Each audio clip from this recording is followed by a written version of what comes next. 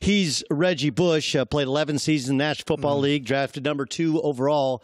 Let me start with the OBJ press conference. Yeah. That was an interesting one, right? When you got all the players up there. No coach, no GM, no president, nothing. No. What's your reaction? I like it because it came off as this is a player first organization, right? And so I like just having the players up there and really allowing us to see them together, right, as a team. And all handling the press conference. I thought they handled it well.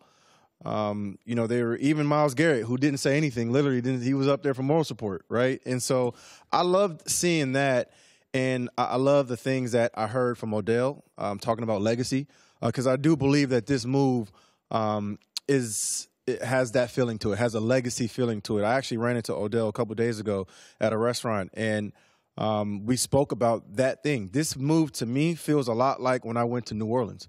The magnitude, the opportunity that he has in front of him, because winning a Super Bowl for the New York Giants is different than winning a Super Bowl for the Cleveland Browns, right? Like the Giants have been there, done that before, but you win one in Cleveland, like that's your kids will get free meals, right? Like, oh, that's Odell's grandkids. Come on in here, like, you know what I mean? And that's the significance that this has for them. With that said, I love what I heard from Freddie Kitchens. He said, we're good on paper right now. That's it. So they still have a lot of work to do. And he understands that, we have a ways to go. Just because we're good on paper right now does not mean that, we're going to win X amount of games. All right. Let me ask you then about coaching. Yeah. Obviously, when you win a Super Bowl, it's with Sean Payton. And, for people who've forgotten, Sean Payton's a Parcells guy, right? Came over from the Dallas Cowboys. Can Freddie Kitchens, who was a running back coach and only called plays the second half of the year, can he walk in front of that room and command the respect it's going to take with – there's a lot of talent, but there's also some egos there. That is the biggest question, I think, of the season, because you have the talent, right? You have now the most talented team the Cleveland Browns maybe have ever had. And so now, to me, does the ownership fall more on the coaching staff? Because you have no excuses now as to why you can't be successful. And it is going to be interesting, to say the least, to watch Freddie Kitchens as a head coach, because Freddie Kitchens as a running back coach, to the players, there's a different level of respect. There's a different level of respect that the players, that he has to command when he walks into a room, like you just alluded to.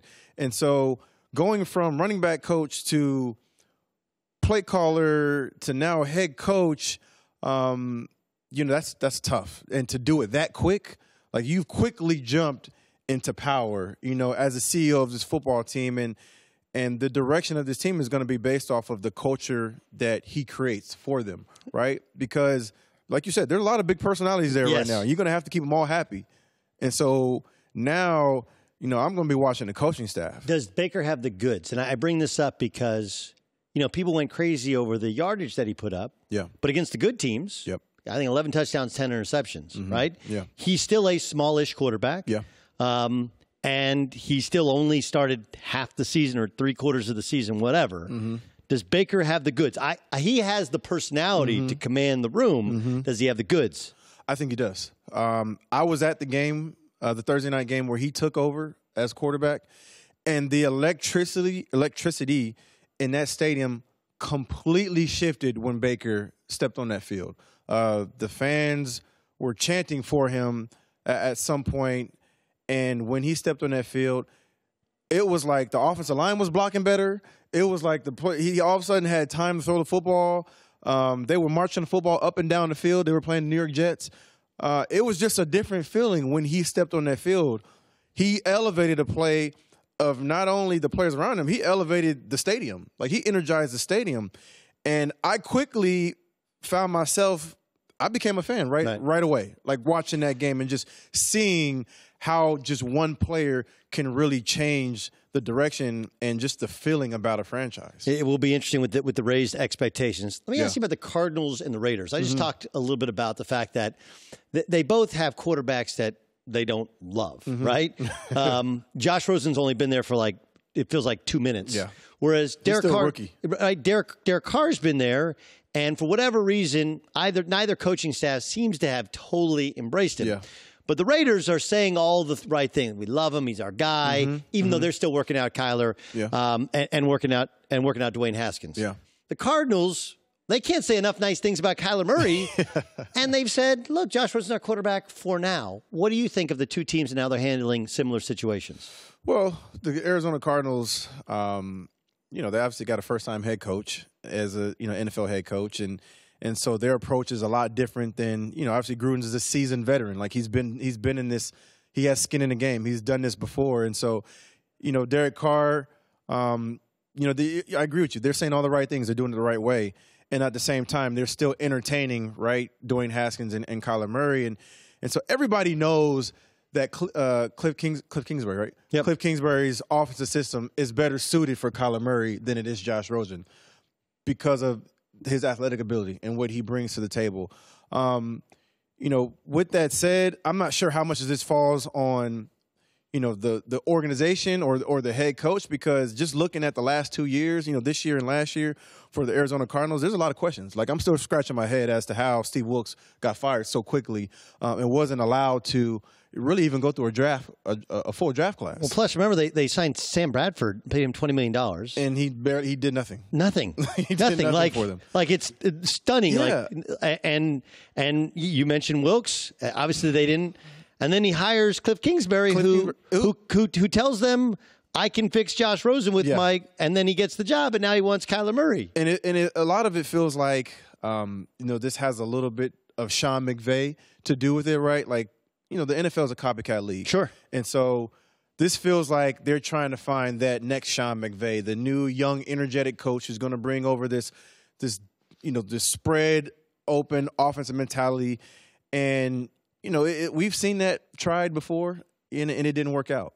And so I just wonder how much of this is, going back on the president, the GM, like the people behind the scenes who are calling the shots. Because, again, looking at this year and last year, I can't put a lot of this on the head coach. He just got there. Yeah. So he still is trying to figure this thing out.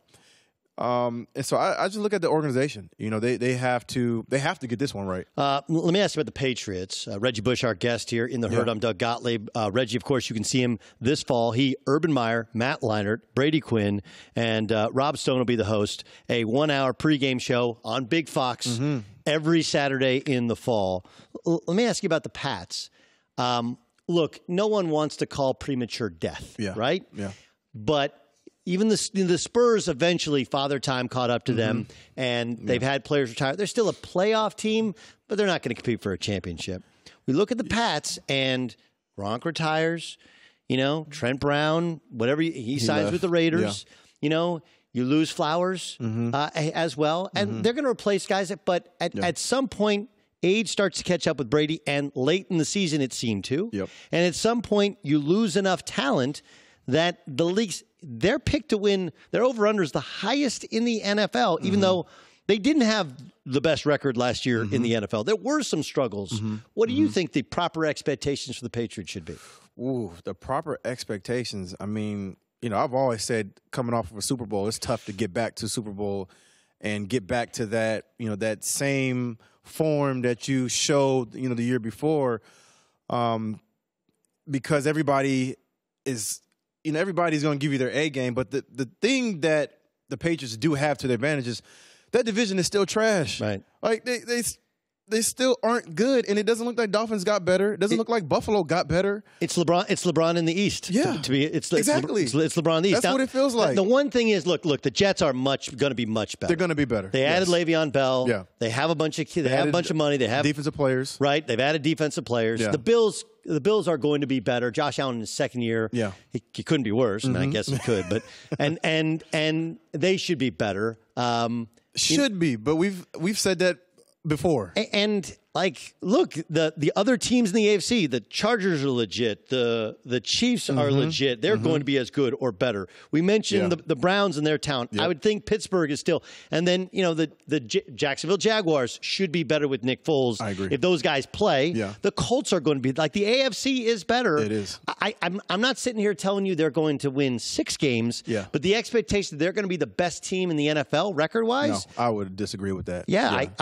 And you lose a guy like Gronk. Man, Gronk brought so much to that team. Just his size, his stature.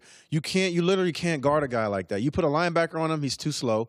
You put a safety on him, he's too small, right? Because he just bodies him out and blocks him out. And then not only his pass catching ability, but his blocking ability on that offensive line, I thought was very underrated, because a lot of those runs, big runs that we've seen over the course of his career had a lot to do with him and his ability and his want to, because a lot of tight ends don't even want to get down there and do it anymore.